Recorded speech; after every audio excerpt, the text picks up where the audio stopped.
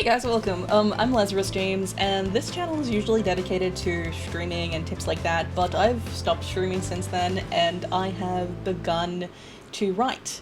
And I've recently gone through the journey of trying to get something up on IngramSpark, which was a trouble and a half. So this is sort of like a step-by-step process of formatting to get things onto IngramSpark in both EPUB and PDF, so let's go. So I've spent the better part of probably like 2 or 3 days trying to make a PDF and an EPUB. And I will say the easiest way to go about making an EPUB is using Draw to Digital, and I'm going to put that right out here first of all. Please use Draw to Digital if you can. The reason I can't use Draw to Digital is because of the different font kind of like usage I have. For example, I have some very specific font glitches in my writing, which when I use Draw Digital, it comes out as like gobbledygook. It's like, for example, this is the glitch I have that I need to include in my book, but Draw to Digital isn't able to process that as it's needed. And I've also noticed that it gets rid of enter spaces. So these enter spaces between scene breaks, Draw to Digital will just delete.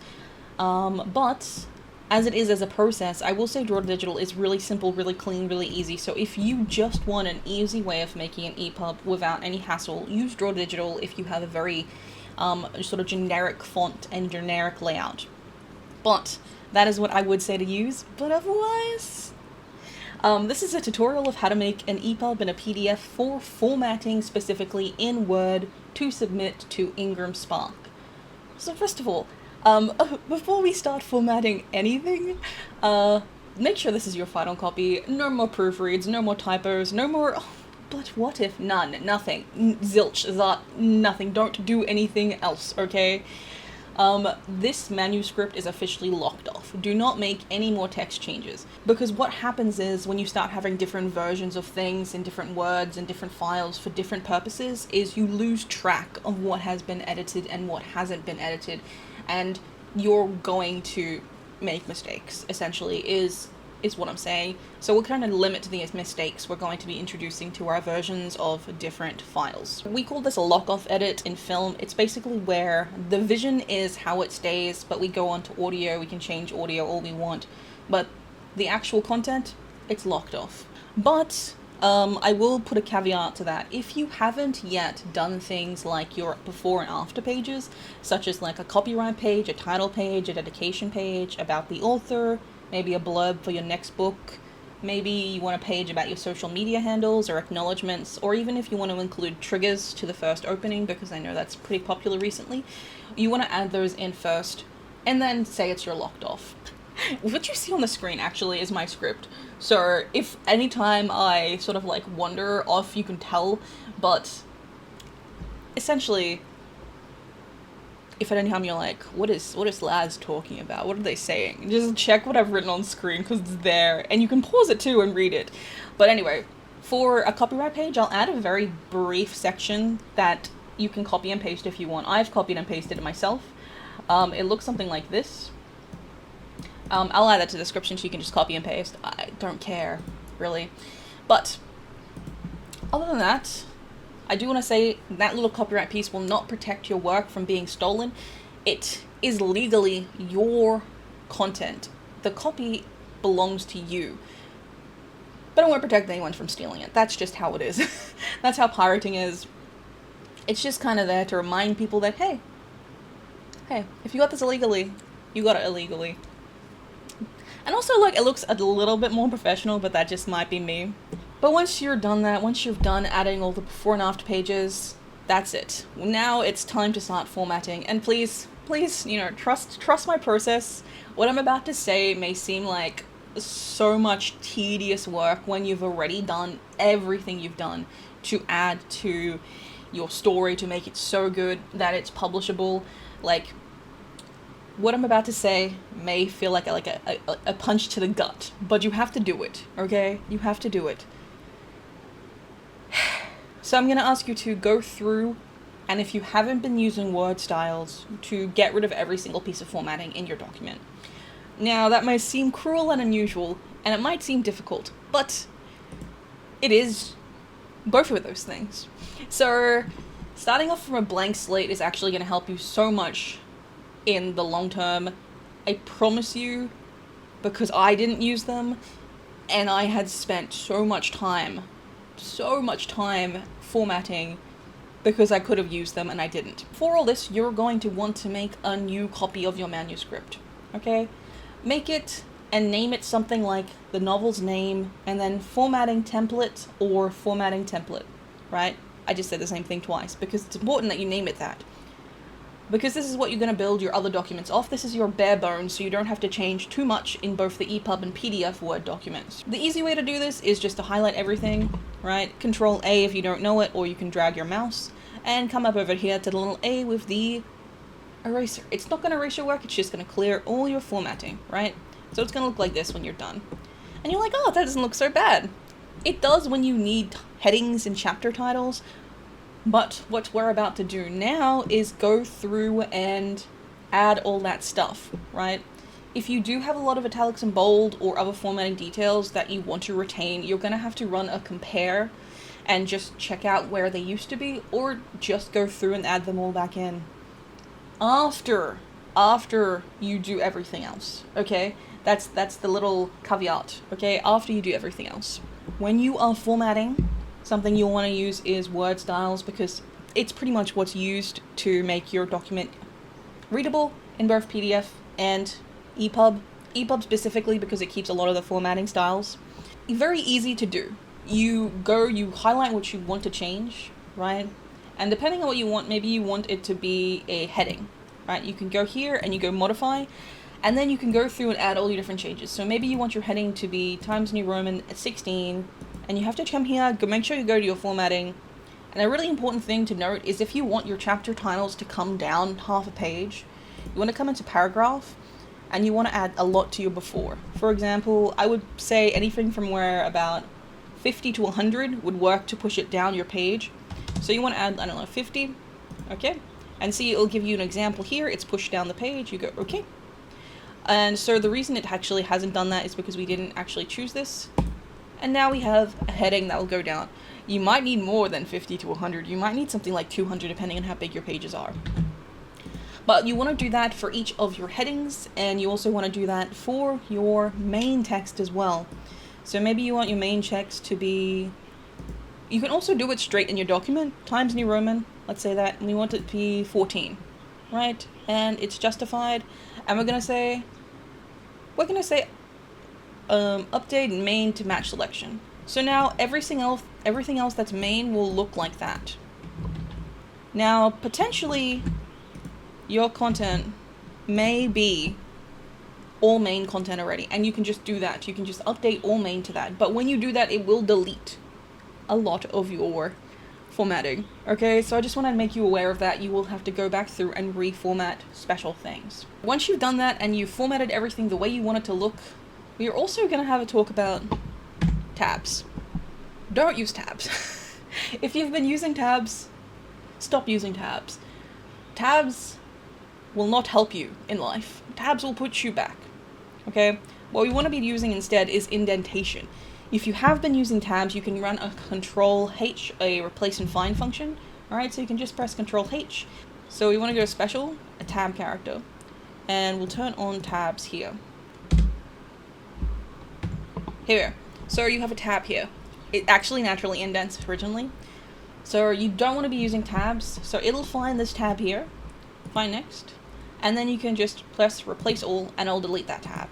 That's what you want. You don't want tabs in your document. The reason you don't want tabs in your document is because it'll mess up formatting when you put it into an EPUB. For indents, you'll notice that if you Google it, a lot of people are going to be saying for MLA and APA, you should be using half-inch indentations. But let me show you what that looks like. I'm Australian, so this is what it's going to look like. So half an inch is about 2.5 centimeters. Actually, since we started here, it's 1, 2.5. This is what a 1 inch looks like. That's crazy. That indentation is way too large. If you open any book on your bookshelf, you will not find an indentation that looks like this. It's so much. It's so much. We're going to go back up to there. We're going to go up to paragraph, and we're going to take it down to what I've seen in books. If you pick up a book and you pull out a ruler and you just measure it, you'll find anywhere from about 0.4 to 0.6 as their indentation. So we're going to add that in, and look at that. That just looks so much better, so much more usable.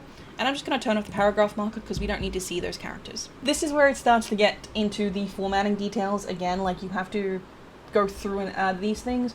But every single new section of text should not be indented. What do I mean by that? For example, we come in here, you'll see that the first line of this paragraph is not indented. It starts flush to the side. The second paragraph is. That's because every single new section of text should not have an indent.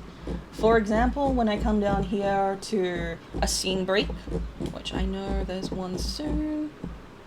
Or, yeah, there's a scene break right here, right? So this line does not have an indentation. That's what you need to make sure you're doing throughout your document. That's the formatting you need to do. Because that's just how standard publishing works. I'm sorry, there's no explanation for it beyond that. There is a way to do this through word styles, but my brain cannot compute how to do it. So I would tell you to just do it manually. It also makes you aware of how many scene breaks you have if you've never looked back on it. So do that, run through, make sure you're doing that. This is where we get to look at formatting as a whole of your document. So once we've done all the indentation, you've got all your different styles in, you can start looking at specifically things that you want to consider changing. You can update them through styles now. So some things in your novel content you'll want to look at: font choices and font sizes. For serif fonts, there are like a handful of really popular ones. You've got Times New Roman, you've got Garamond, Palatino, Merriweather, Baskerville, Caslon, and Georgia. In most Word documents you won't find Caslon. At least I haven't found it, but you can find them online. You got Merriweather, you can find that online as well. I think you can download that from Google Fonts. It won't be in your base Word. Personally, I have a preference for Times New Roman. It just looks good for me. It's a little on the small side, so you might need to choose a larger font. For Times New Roman for mine, for this particular file, which is my digital file, the PDF, not the EPUB, I always get them confused. This font is 14. And personally, this looks like a good size to me for the size of paper it is, but right now, as you're formatting this default template, it does not matter the size you choose. It really just matters the font you choose, because that's what's going to turn into your EPUB and PDF. You can also choose sans serif fonts like Helvetica, Arial, Futura, Roboto. Some of those, again, are only downloadable, some of those are not accessible. I personally am partial to Times New Roman and Calibre. You can also use other special fonts if you want to make some really pretty looking headings, which is absolutely fine.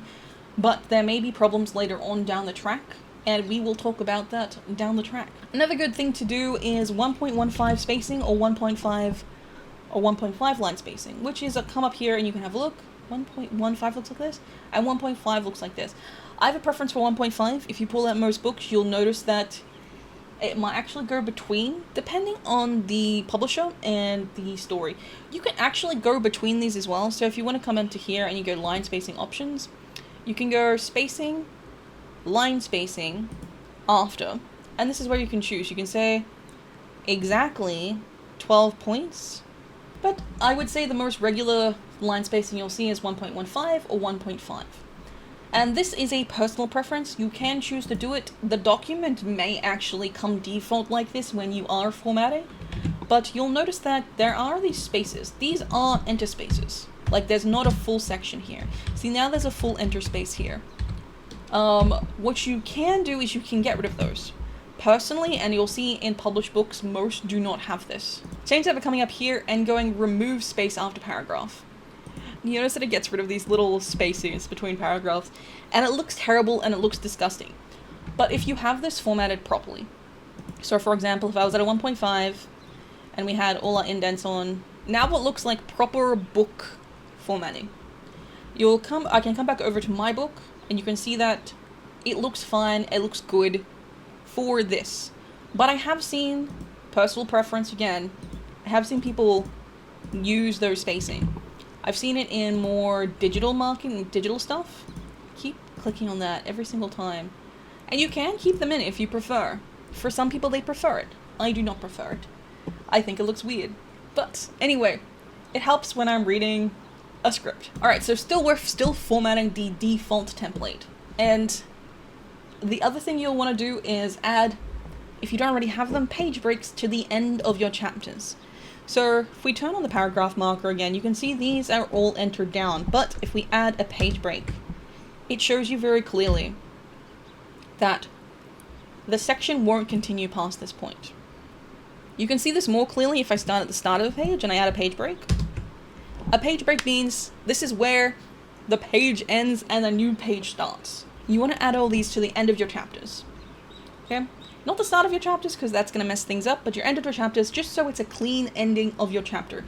You can do it where it doesn't include these, and I have seen this the case for some sci-fi and some older books.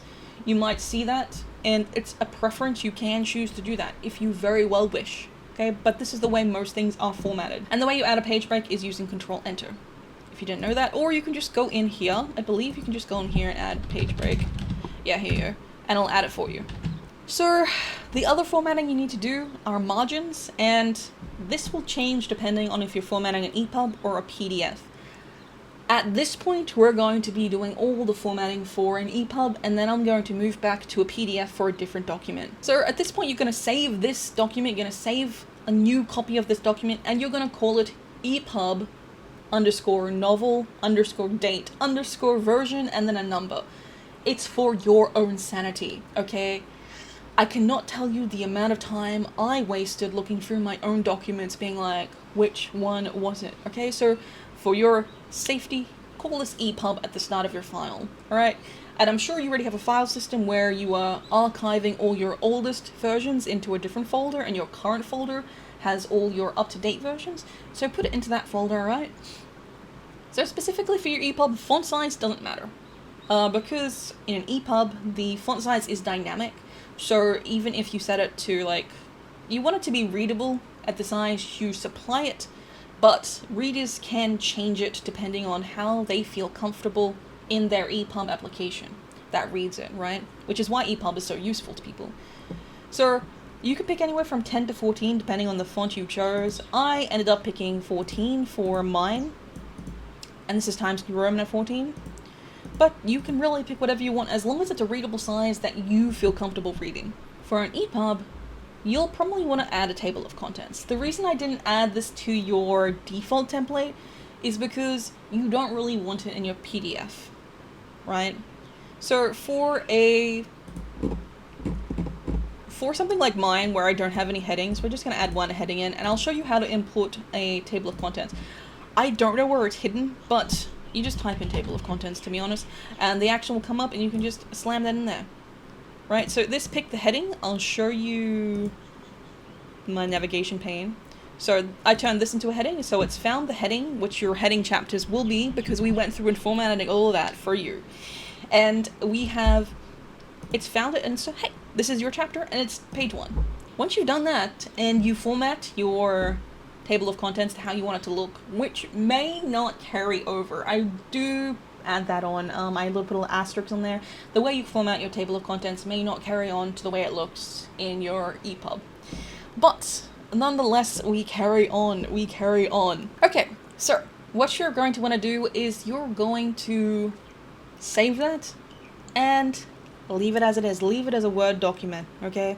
The next thing you're going to do is you're going to find that Word document, and you're going to bring it into this new program called Calibre. It's free. You can download it anytime you want. I'll include a link in my description, because this is what is going to turn your Word document into an EPUB that looks correct.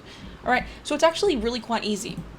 You come up to here, you go to Convert Books, Convert Individually.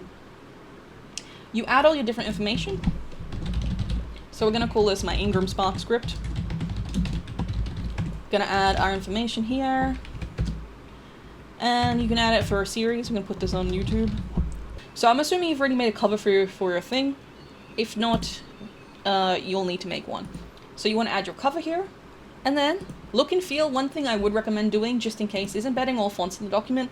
This is in case you pick something really like specific or you've downloaded the font. You want to make sure it's inside the document when you apply it, when you give it to IngramSpark. A lot of this stuff you're not going to care about, like literally any of it. Literally any of it. Nothing. And you're going to come over here and you're going to click OK. And then you're just going to wait. And it's done. So now you can open it up and this will be an EPUB. Right? This will be your EPUB and how it looks. Done. And because this is an EPUB, you can change the font sizes, so you can make the font size larger. And done. And this is the script that I have been using, okay? So your EPUB works. If you want to try it, you can try it on a different e-reader. One thing I will say, you may get a rejection from IngramSpark for this copy. And that's because there is an issue I found, which has to do with your cover image. It sometimes scales your cover image down, which you can fix here. So you want to go to preferences up here, down into tweaks, and then you want to come here to maximum width and height for covers. You can also just look up max and it'll come up. And basically you want to be like, yeah, I'm changing the maximum. I'm going to make it as big as I physically could think of. So I put 5,000, 5,000, and then you want to click apply, then restart, and then you might need to run your edit through again. I'll show you what it looks like if you go into edit book from here, which you can edit the EPUB from here, which is fantastic. It's lovely. We love to see it. One of the things you want to do is you kind of come into cover. If it's being too small, you want to come into cover and have a look. So my cover is correct here at 1600 by 2560, but if it's not right and the program has shrunk it, you can change it in there. Okay, so you want to come up in here and change it in there. But otherwise, your EPUB is good to go, baby. You're done. You've done it. Your EPUB's ready. It's good.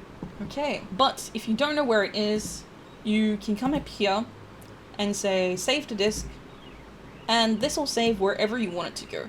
So you can save it in your writing, you can save it in your creation, you can look at my file export system and see how many things I've added. And you can just save it where you're currently writing stuff. What you'll see in one of these documents is, so if we come up here and we go to file, you'll see it puts everything it needs into there, like the metadata, the actual document original, and the EPUB, and the cover. So if you're ever looking for them again, you can just look in there. It compiles it for you. Isn't that lovely? Your EPUB is done. Congratulations, hallelujah, you're done with your EPUB. Now, open your template back up, that novel template I got you to save, because now we're going to work on our PDF. So open that template up and make a copy and call it PDF novel date version number and save that. So now we actually are going to go into more in-depth. This is a lot more dependent because it's dependent on the size of book that you are physically having printed. Now I know there's a lot of popular sizes. There are 6 by 9 inches, 8.5 by 5.5 inches, and 8 by 5 inches. The one I ended up going with was 8.5 by 5.5 because I found it was the most common for the kind of book I wanted to print. But you'll find if you're writing something like paranormal romance or supernatural romance, it's usually 6 by 9, and I'm not sure why. I don't actually like that book size, but each to their own. You might like it. One of the things you're going to do is from our base document we had before, come up here and we're going to go to layout, page setup. So on our page setup, we're going to choose our paper, and for this, your paper is not going to be in here. You're going to have to do a custom size. Alright, and we're doing 8.5 by 5.5, but this is in centimeters, and I can't, for the love of me, convert. Now this is going to look really bad when you do it straight up, right? But while we're here, we're going to go into layout, and we're going to go into margins. Now, again, margins are a personal thing, but what I would recommend is a 1.3 by 1.3 around all edges. Okay, and your gutter, I would say add another 2 or 3 millimeters, and for anyone who's American here, with your inches, you want to say about half an inch to all the top, bottom, left, and right. And your gutter position, you're going to add an eighth of an inch. You're adding an eighth of an inch to it. So what your gutter is where your book is binded together, and it's called the gutter because it's like where things fall in. That's not why it's called that, but why I think it's called that. And so when your book is binded together, it actually tightens whatever is joined here, right? So when your book is, it's like joined like this, when you open your book, it's joined at the hinge here. So the gutter is where like you lose some paper where it's joined, okay? So you want to make your gutter larger, so it compensates for where you're losing the bend out of your content. So while we're here, we're going to add multiple pages and we're going to go mirror margins. So this means that it's going to imitate the book binding process. So it's going to have your margins where you have your gutter, so they're slugged together like this, and it's going to add that extra bit in the center of them. So when we look at this, it's going to look terrible. Right? So this is how your book might look now. And you're like, oh my god, what is this? Why does it look so bad? That's because that's how it should look. I don't know why it started so far out. If it's done that, you can just drag these things around. You basically want to start it where your margin is. This is the way your book looks now. Like, wow, it kind of looks like a book, right? Now, you're pretty much done. Like, this is how your book is going to look. If you're not happy with it, you can correct things, you can change your main content, you can change your chapter headings, you can change all of that now. But remember, we're not changing any content of it, we're just changing the way it looks, right? At this point, you also want to choose a font size. Your font size is how it'll look printed. So the way it's looking right now, this very second, is the way it's going to look printed. So you might want to drop your font size a little bit. You might want to change it down to something like this, okay? And even then, it's kind of like, wow, that's pretty big. Like, that's pretty big. So this is the way my physical book looks. I chose this particular font, okay, for my headings, and I also have chapter numbers. And this is the way my font, like my book looks. Like, if you're looking at this gutter, you're like, oh my god, look at that gutter, it's so huge. Why is it so big? Because that's where the book is going to be bound, okay? That's where the book is going to be bound. And it may look bad, but that is the price we pay to make a physical book. Anyway, so that's what it looks like there, and that's pretty much all the formatting you'll need to do for your PDF. Okay, ignore the burring in the background. I've turned my aircon off because I am melting. But anyway, so I did forget to do one thing, and this is post-las. They were looking at the video. I'm like, oh damn, we didn't include this. You want to include in your PDF version page numbers. You might want to, okay? And it's really quite easy. You can just click in here into your footer, and you can go up here, go your page number, bottom of the page, and we'll put it in the center here. All right. One thing you do want to be aware of is to delete the enter space it adds. Why does it do that? I don't know, but you want to add that in, and then you can format it to whatever the hell you want. I usually drop it about 3 to 4 sizes smaller than the main font. Okay, so you have the page number in there. If you find, and this is a problem, I also forgot another thing, if you find this is a problem that this is getting too close to your text, you can make it further away. Alright, so you can drop it further into your margin as much as you want. Alright, and you're like, oh yeah, that looks better. And look, so it actually goes down a lot further now, because before it was like, it was sinking in to the actual content. So that's something you also want to check. Something else I forgot to go through is something that is a personal preference for formatting on your PDF. And it's in your paragraphs, so you want to highlight everything if you're going to do this. You want to go into paragraphs and you want to go to line breaks. So one thing I have noted that some authors like to keep on is I turn all these off because I don't like them. I also don't like hyphenation, so I click don't hyphenate. But the window / orphan control means that if you have a single line that spills onto the next page, Word will actually grab the prior line and bring it to the next page with it. But if that means it's leaving a single line alone on the previous page, it's gonna grab all 3 and put them on the page. So it might grab an entire paragraph from behind on the prior page and put it onto the next page. That's just something to be aware of. I do know a lot of people who prefer to use this, but I hate the way it leaves blocks and chunks down the bottom, so I don't use it. I can't see any examples here because it's done a pretty good job, but sometimes it also messes up. Alright, sometimes it also messes up. Keep that in mind. Anyway, back to it. Unfortunately, this is where another problem comes up, okay? This is where another problem comes up. Some fonts you may have chosen will not embed into your PDF. Even if you have the option on, sometimes it may not embed, okay? Oh, which is cruel and unusual. But if you want to test your fate, if you want to give it a try yourself, you'll want to come up into File. Alright, you want to make sure your options, you have a look at your options, and come into Save. And when you have Preserve Fidelity, you want to say Embed Fonts in the file. Regardless of what you're sharing it as, okay? You probably want to turn it on all the time, to be honest. The file size doesn't really matter anymore. You can share whatever you want. And you want to unclick Do Not Embed. You want to have it embed fonts in the file. Okay, we're going to go OK. Now that we've done this, you can try to save as a PDF. Now I say save as because you do not want it to be. You do not want it to be a export, because it won't embed the fonts then. You want to come here, come over here to PDF, save it however you want. You want to come into options as well, something very important. Bitmap text when fonts may not be embedded. You can select this. This should help you generally if you have a font that can be embedded as a bitmap text. It may not. And also, the other problem that arises is that some fonts cannot be embedded because of legality reasons. You cannot use their fonts legally in different formats. So that's another problem that may come up, and that may be why it's not embedding. Okay, so you can go OK, and you can save it as you want, and then go OK. Alright? I'm not going to because I don't need to, but that's what you need to do. Once you've done that, have a look through your PDF, make sure everything is perfect, and I would advise you also do the same for your EPUB. Go through, make sure there are no errors. I didn't, and I missed a rather glaring typo, which was easy enough to fix. It was in a chapter title. But make sure you go through and you do that, okay?